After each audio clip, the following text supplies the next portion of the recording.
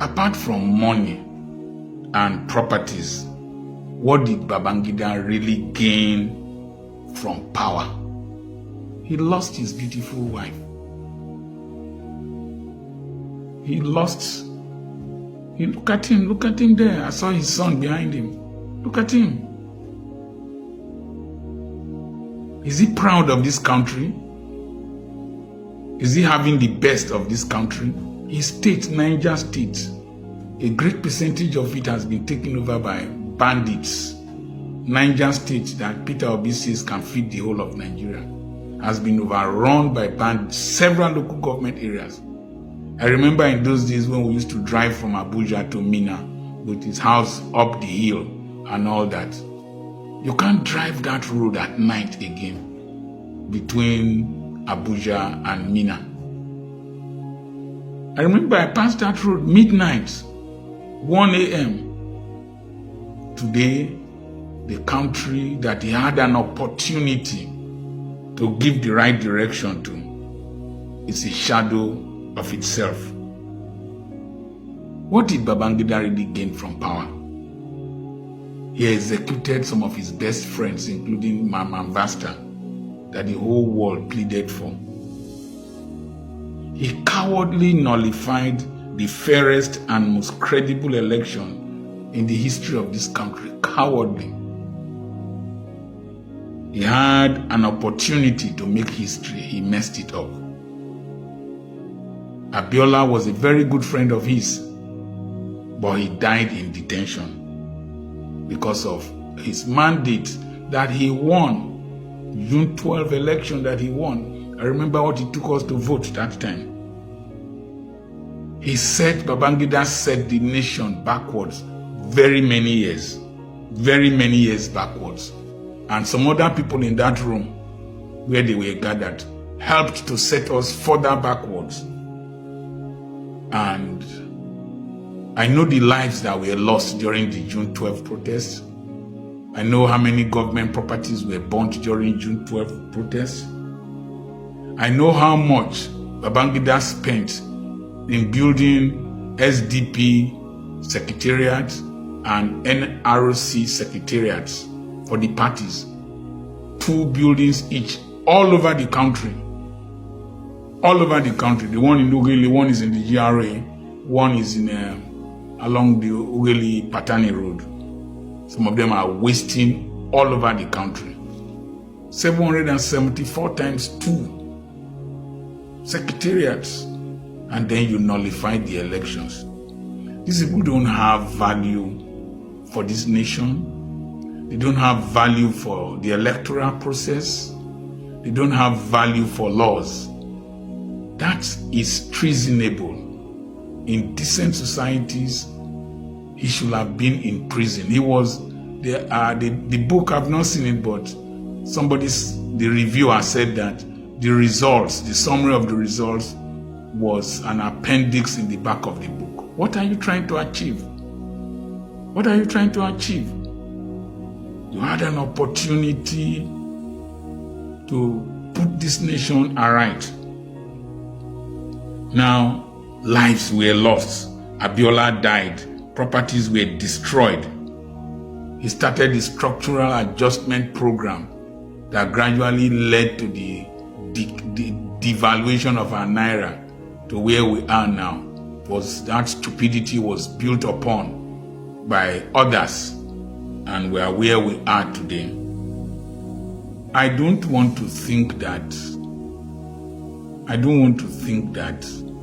it was a regional agenda that did not want Abiola to become president, just as a regional agenda and an oligarchic agenda happened in 2023 elections. We will come to that.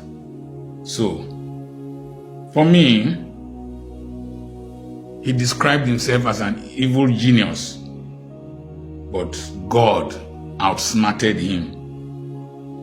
Now, that gathering of the so-called who is who in Nigeria is a gathering of those who failed to take the right decisions to set this nation on the right path. people like Gowon and a host of others, they had opportunities to set this nation. Look at Malaysia, look at Singapore, look at South Korea that we're giving money to. They've gone far, we're still wallowing in darkness. This is not public power supply, this is solar energy. So we're still wallowing in darkness, indicators of development very poor, and they sat down. When I talked about maggots and flies in one of the videos, I said they have no shame. Those people who gathered in that place have no shame.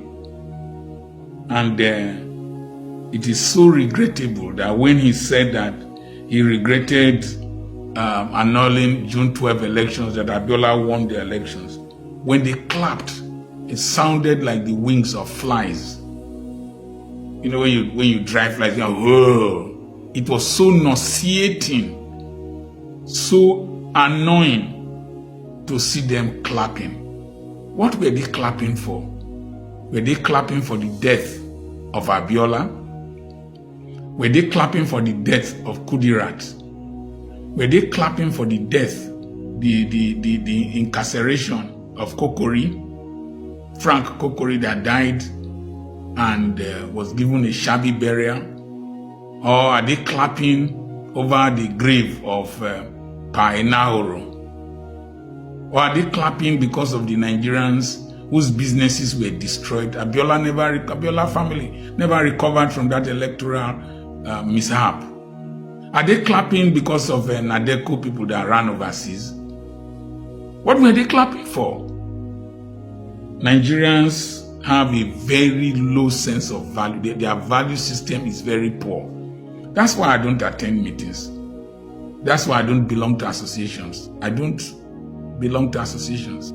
From pastors to my medical colleagues to tribal meetings to all kinds of meetings, people with very low IQ, very perverted sense of decency, of justice. What were they clapping for?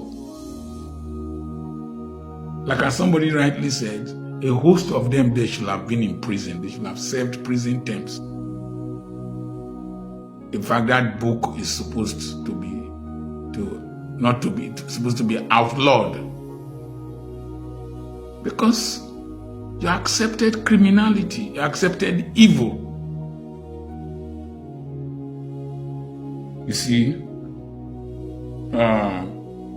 that treasonable action, criminal and treasonable action, they were clapping. But you will just carry somebody who did a video, they will say he's capable of inciting and breach of peace, and you will carry the person and lock him up and put a bail bond of 1 million, 10 million on his head. So go and bring a civil servant that has a house in Abuja, and this book now, is it not capable of causing a breach of the peace? What if the Yorubas started protesting that their son was unjustly jailed and killed in prison in an election that he won? They're clapping. People like me that you come after. I did a video that I don't respect any Nigerian that they wear masquerade. They wear masks. They are masquerades. Who can, like houseflies, who can eat excrement, who can dance on top of excrement, who can dance on top of carcass. We were dancing. They were clapping and rejoicing on the grave of Abiola, Kudirat, the wife, Kokori, Enahoro, and the death of democracy in this country. It is very offensive for those of you who are very young, and those of you who are criminals and beneficiaries of the rot. You will come here and talk nonsense. I know some of you who are tribal and religious bigots who have no value for the good of this nation, you will come here and talk nonsense. You are a mumu.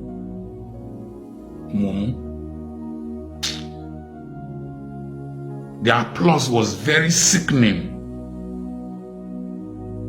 Knowing what Babangida took us through, I remember vividly. I used to import cars from Lagos then. I remember vividly the trouble that this nation went through. Oh, he took us through hell. Now, I was 34 years old then. I know what we went through. My pain is that some years from now, when death will be staring at some of them who were present there, and some of them who were responsible for setting us backwards, some of them who rigged the 2023 elections. 2023 elections. Yes. Some of them who took bribe in the judiciary. Some of them who carried ballot boxes. Some of them who falsified results. When death will be staring them at the face, you also come and confess that the last elections, presidential elections, was won by Peter Obi. You change the rules. You change precedents. I've always said that those who benefited from this nation, who contributed to the rot of this nation, God will punish them. And we are seeing it. They will confess, because time will judge them. Their consciences will haunt them to their graves. Those who refuse to confess to their criminality, to their injustice, and to their wickedness, they will never know peace. Never know peace. And they will stand before their God in judgment. Those who have kept us in this mess from the time of the Civil War till this time, they will never know peace. Never know peace. And any beneficiary of the rot of this nation will not know peace. I was really nauseated, offended by what I saw in that book launch.